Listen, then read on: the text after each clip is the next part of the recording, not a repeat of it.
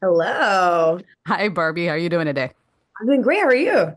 Doing wonderful. This film is also, small acts of kindness is a big part of it and how that can go a long way. And today, like social media, it feels like it's easier to be negative than positive for a lot of people.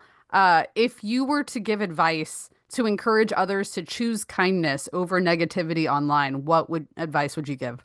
I think just curating your algorithm as much as you can. I think there's a choice in like what you consume. Obviously, not all the time if things are popping up, but I think that if you make a concerted effort to only be surrounded by outlets or people or content that makes you feel better and like makes you learn and makes you feel like you there's something that's useful for it. I think that's, you don't have to do anything on the internet that you don't want to. So you don't have to follow that person who makes you feel bad about yourself, even if it's like, whatever it is.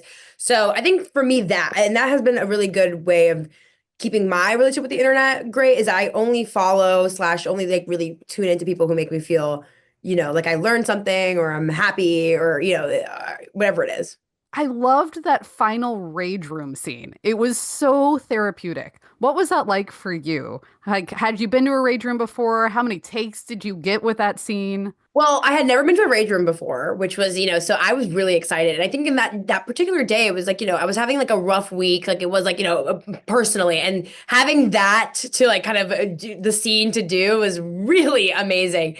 I think we only did it a few times just for camera because also you're thinking like John Rosario, who's like in the room with us, so, as I'm smashing stuff. So it was like really trying to make sure that he didn't get hurt and, we got the shot and everything. So I didn't have too much of it, but I just went off. Like I just like, I summoned all of the rage that I had and that I think Lily would have had for, pent it up and just kind of let it all out in like the healthiest way, I think that Lily knows how to do. That definitely came across. That primal scream at the end too. Like it was, I could feel the release from Lily, and then also I felt like my own release was coming out in that moment. It was great. I love that.